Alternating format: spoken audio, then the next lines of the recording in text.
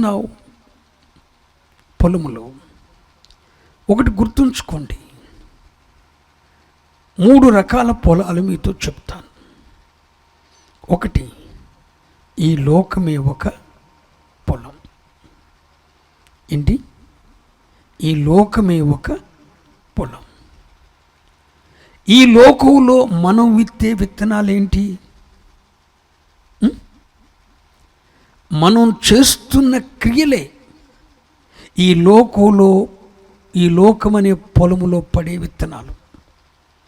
ఈ లోకం ఒక పొలం అయితే ఈ లోకములో మనం చేసే క్రియలన్నీ ఒక విత్తనాలుగా పడుతున్నాయి. వ్యభిచారం చేసేవనుకో అదే పంట కోస్తావు, మోసం చేసేవనుకో అదే పంట కోస్తావు, ఎవరికైనా కీడు చేసావనుకో అదే పంట కోస్తావు, ఎవరినైనా అపహాస్యం చేసావనుకో నీ జీవితంలో ఎప్పుడు అపహాస్యం చేసేటట్లు దేవుడు చేస్తాడు. మనుషులను తృణీకరించి చూడు, ఏదో ఒక రోజున సమాజం నిన్ను తృణీకరిస్తుంది. మనుషులను మోసం చేసి చూడు, ఏదో ఒక రోజున సమాజం నిన్ను మోసం చేస్తుంది. ఎవరికైనా కీడు చేసి చూడు, ఏదో ఒక రోజున నీకు సమాజం కీడు చేస్తుంది. మోసం చేసి అధికారం తెచ్చుకో, ఏదో ఒక రోజున మోసంతో నేను దెబ్బతింటావు. నువ్వు విత్తే విత్తనాలు పంట కోస్తావు. ఈ లోకము ఒక పొలం, ఈ లోకంలో నువ్వు చేస్తున్న క్రియలు ఒక విత్తనాలు. నువ్వేమిత్తుతావు ఈ లోకమనే పొలంలో అదే పంట కోస్తావు. ఇక రెండవ పొలాన్ని చెప్తాను. ఈ హృదయము కూడా ఒక పొలమే. ఈ హృదయం అనేది కూడా ఒక పొలమే. ఈ హృదయం అనే పొలములో నువ్వేమిత్తుతున్నావు? లోకమనే పొలములో విత్తే విత్తనాలేంటి? క్రియలు. లోకమనే పొలములో నువ్వు విత్తే విత్తనాలు క్రియలు. మరి హృదయం అనే పొలంలో నీ విత్తే విత్తనాలేంటి?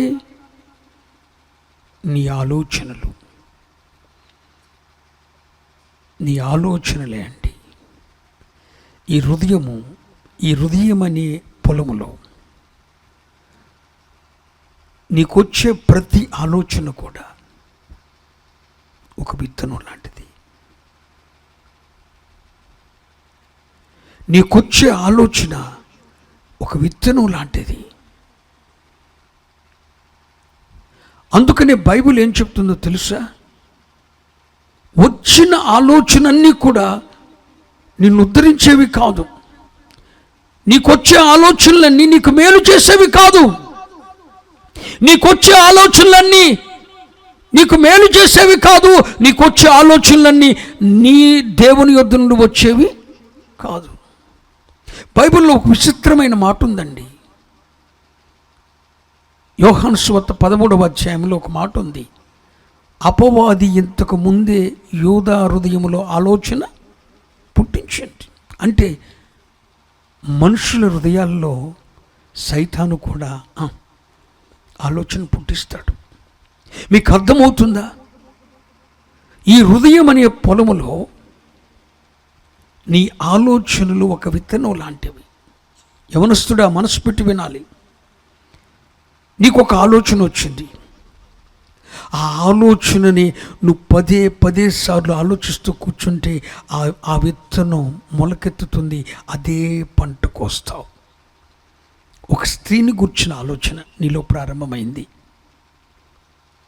ఒక గర్ల్ ఫ్రెండ్ కూర్చిన ఆలోచన నీలో ప్రారంభమైంది. ఒక బాయ్ ఫ్రెండ్ కూర్చిన ఆలోచన నీలో ప్రారంభమైంది. ఆ ఆలోచనను పదే సార్లు ఆలోచిస్తూ వచ్చావు. అది ఒక విత్తనంగా పడింది.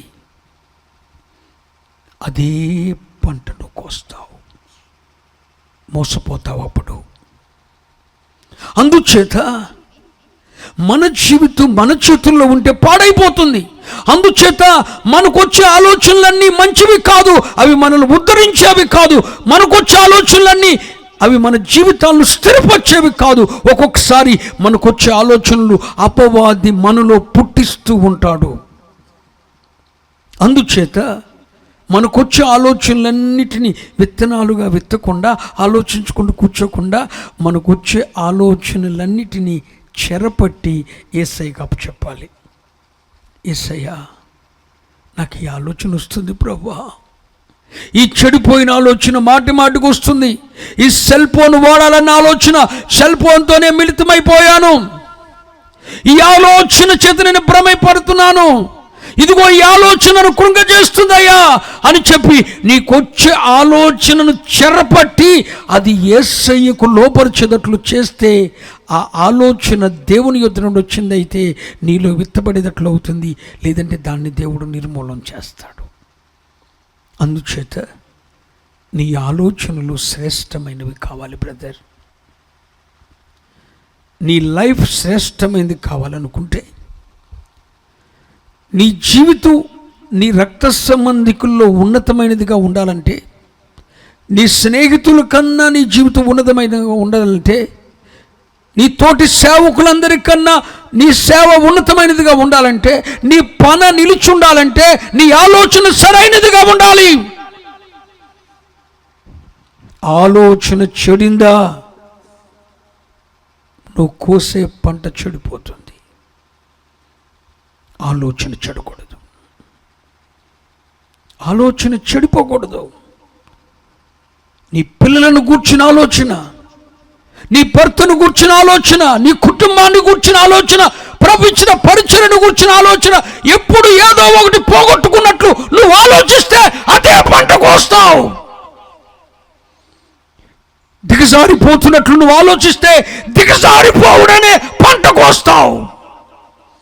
నాకు సక్సెస్ అవ్వదు అని ఆలోచించుకుంటూ కూర్చుంటే నీ లైఫ్ సక్సెస్ అవ్వదు. ఆఖరికి ఒక పిచ్చిగాడవైపోతావు. నేను జన్మించిన గోపవరంలో నా చిన్నతనంలోనే ఒక వ్యక్తి పెద్ద చదువుకున్నాడండి. అందరూ ఇక ఉద్యోగ ప్రయత్నం చేసి సక్సెస్ అవ్వలేదు. సక్సెస్ అవ్వడు అంటే ఇక ఆడు సక్సెస్ అవ్వడు అని రాసుకుంటూ కూర్చున్నాడు. గోళ్ళ మీద గిర్ర గీసుకుంటూ ఊరు మీద తిరగతో సరిపోయిందండి. సక్సెస్ అవ్వలేదు. మనుష్యుడు ఏ విత్తనం విత్తుతాడో, మనుష్యుడు ఏమి విత్తునో అదే పంటకు వస్తాడు. నీ ఆలోచన ఒక విత్తనం లాంటిది, జాగ్రత్త. లోకమనే పొలములో నీ క్రియలు ఒక విత్తనం లాంటివి. హృదయం అనే పొలములో నీ ఆలోచనలు ఒక విత్తనం లాంటివి. నీ ఆలోచనలు ఎలా ఉన్నాయి? నిన్ను గూర్చి నీ ఆలోచనలు ఎలా ఉన్నాయి? నెంబర్ 1. నీ బిడ్డలను గూర్చి నీ ఆలోచనలు ఎలా ఉన్నాయి? నెంబర్ 2. నీ కుటుంబాన్ని గూర్చి నీ ఆలోచనలు ఎలా ఉన్నాయి? దేవునికి అప్పగించిన పరిచర్యను గూర్చి నీ ఆలోచనలు ఎలా ఉన్నాయి? నీ ఆలోచనలే పంటగా మారుతాయి. జాగ్రత్త. నువ్వేమిత్తుతావో అదే పంటకు వస్తావు. ఇక మరొక పొలం దగ్గరకు వస్తే అది సంఘం అనే పొలం. ఏంటి? సంఘం. జీవము గల దేవుని సంఘం. జీవము గల దేవుని సంఘం అండి. జీవము గల దేవుని సంఘం. సంఘమే ఒక పొలం. ఆ సంఘంలో నువ్వు ఇత్తే విత్తనం ఏంటో తెలుసా? నీ ప్రార్థన.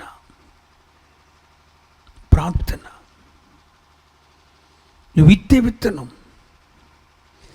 ప్రార్థన. అక్కడ నువ్వేమిత్తుతావు? బలిపీఠము యొద్ద నువ్వు ఇత్తే విత్తనం ఏంటి? జీవము గల దేవుని సంఘములో నువ్వు కూడుకున్నప్పుడు నువ్వు చేసే ప్రార్థన ఏంటి? ప్రార్థన ఒక విత్తనం లాంటిది. నువ్వు అక్కడ గుప్పిడి విత్తనాలు పట్టుకొని విత్తితే పనులు కోస్తావు. అక్కడ నువ్వు విత్తే విత్తనాలు ఏంటి? జీవము గల దేవుని సంఘంలో నువ్వే విత్తనాలు విత్తుతున్నావు? ప్రభువా, ఈ పాపపు ఆలోచనల నుండి నేను విడుదల పొందాలనుకుంటున్నానయ్యా. ఈ పాపపు తలంపుల నుండి నాకు విడుదల కావాలయ్యా. నీ వలే మారాలయ్యా. నీ స్వరూపంలోనికి రావాలయ్యా. నన్ను నీ వలే మార్చుకో ప్రభువా. ఈ విత్తనాలే వేస్తున్నావా? పక్కంటుడు ఆస్తి కొన్నాకు వచ్చేయాలయ్యా. ఊళ్ళో అన్నీ నేను దూసేసుకోవాలయ్యా. నువ్వు ఇత్తే విత్తనాలు జాగ్రత్త. అదే పంట నీ విషయంలో కూడా దేవుడు కోస్తాడు. జీవము గల దేవుని సంఘములో ప్రజలు చెత్తవలసిన విత్తనాలు ఏంటో తెలుసా? ఈ బంధకాల్లో నుండి నేను బయటకు రావాలనుకుంటున్నాను. ఈ వ్యసనక్రాంత బంధకాల్లో నుండి, ఈ పాపపు బంధకాల నుండి, ఈ లోక సంబంధమైన స్నేహ బంధకాల నుండి, నాకు దుఃఖాన్ని కలిగిస్తున్న బంధకాల నుండి నేను బయటకు రావాలనుకుంటున్నాను ప్రభా. విత్తనాలు వేస్తావా? విత్తనాలు నువ్వు విత్తే విత్తనం ఏంటి? జీవము గల దేవుని సంఘములో ప్రార్థన ద్వారా నువ్వు విత్తుతున్న విత్తనాలు ఏంటి? నీ హృదయం అనే పొలములో ఆలోచన ద్వారా నువ్వు విత్తుతున్న విత్తనాలు ఏంటి? లోకమనేది పొలములో నువ్వు చేస్తున్న క్రియల ద్వారా నువ్వు విత్తుతున్న విత్తనాలేంటి? ఒకటి గుర్తుంచుకో, నువ్వేమి విత్తుతావో చెప్పండి. లోకమనే పొలములో నువ్వు ఏ క్రియలు చేస్తావో అదే క్రియలు నువ్వు పంటగా కోస్తావు. నీ హృదయం అనే పొలములో ఏ ఆలోచనలు అయితే ఎక్కువగా ఉన్నాయో అదే పంట నువ్వు కోస్తావు. జీవము గల సంఘములో మాటి మాటికి నువ్వే ప్రార్థన చేస్తావో అదే పంటను కోస్తావు. కనుక నీ విత్తనం ఏంటి? విత్తనము యొక్క ఎంపిక నీ చేతిలో ఉంది. మరి మీరు ఏమి విత్తుతున్నారు?